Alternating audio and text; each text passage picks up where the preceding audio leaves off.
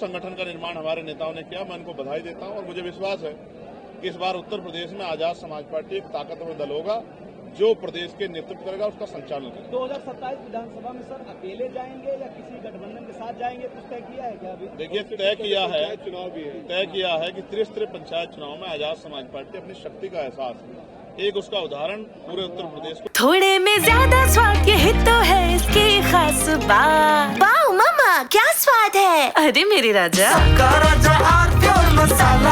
देश को दिखाने का काम कर रहे हैं। हमारे कार्यकर्ता काम कर रहे हैं, बूथ सेक्टर कमेटियां बना रहे हैं और अब तो हाल ये है कि हमारे विधानसभा का कोई कार्यकर्ता ज्वाइन करता है तो उसको बड़ी बड़ी पार्टियों के मुख्य नेता ज्वाइन कराते हैं। इस तरह की स्थिति बन गई है। आप समझिए कि जमीन पे हमारा संगठन बहुत मजबूत है। ये जो त्रिस्तरीय पंचायत चुनाव है उसमें आजाद समाज पार्टी की बढ़ती शक्ति का एहसास आपको हो जाएगा और जब वो बढ़ती शक्ति का एहसास होगा तो आपके सवाल का जवाब भी आपको खुद ही मिल जाएगा कि 2027 में आजाद समाज पार्टी किस तरह चुनाव लड़ेगी। सांसद जी, ये प्रबुद्ध सम्मेलन आपने नाम रखा है, अमूमन ये भाजपा नाम रखी है, इसके पीछे का क्या मामला है? दोबारा अपना सवाल पूछेंगे। भाजपा अक्सर प्रबुद्ध सम्मेलन या ऐसे सम्मेलनों का नाम रखती है, आपने भी इस सम्मेलन का नाम दिया है।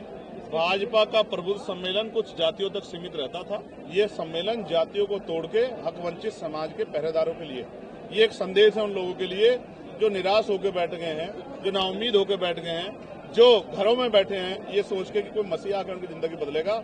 ये उनके लिए संदेश है कि बाबा साहब अम्बेडकर के संविधान की रक्षा के लिए, उसको लागू कराने के लिए और हक वंचित समाज को सम्मान स्वाभिमान का जीवन दिलाने के लिए उनको आजाद समाज पार्टी के तेज तरार नेताओं के साथ खड़े होकर अपनी राजनीतिक ताकत बनानी चाहिए। सर, वर्तमान में आतंकवादी को दावा करते कानून व्यवस्था ठीक है और यहाँ पर विकास हो रहा है, ऐसे में 2027 में आपको परिवर्तन लगता है? आपने लोकसभा के चुनाव का परिणाम देखा। हम 2 सीटों पर लड़े, एक जीते और दूसरे पे 80,000 से ज्यादा वोट प्राप्त हुए और उत्तर प्रदेश में भारतीय जनता पार्टी क्या हाल हुआ ये भी आपने देखा। अगर वो सच में विकास कर रहे होते, अच्छे कार्य कर रहे होते, लोग उनसे खुश होते तो फिर आधी से ज्यादा सीटें नहीं हारते हो।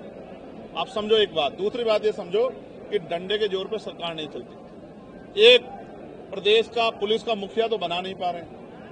आप नहीं देखा बार बार कार्यवाहक डीजीपी, कार्यवाहक डीजीपी, ये क्यों हो रहा है? आप समझिए कि कार्यवाहक डीजीपी से प्रदेश चलाना चाहते हैं तो कार्यवाहक मुख्यमंत्री से जो है प्रदेश चलाने की कोशिश करना भी खतरनाक है।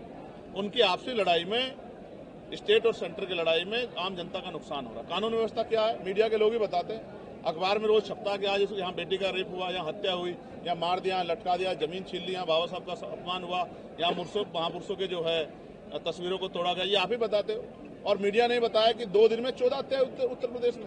इससे बड़ी कानून व्यवस्था का जो मैं समझे कि ये खात्मा जो है, इससे बड़ा क्या होगा कि 2 दिन में एक प्रदेश में 14 हत्या होने लग जाए।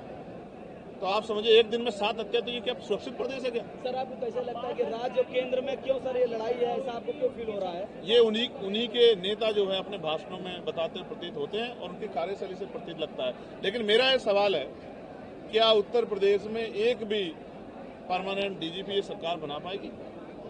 मुझे तो इसमें ये सरकार फेल लग रही है। जो डीजीपी नहीं बना पा रही सरकार, वो लोगों को न्याय कैसे देगी, इस बात पे भी सोचना चाहिए। कुछ तो सस्ता लो, सब बढ़िया लो, इसमें क्या खास बात है? थोड़े में ज्यादा स्वाद यही तो है इसकी खास बात।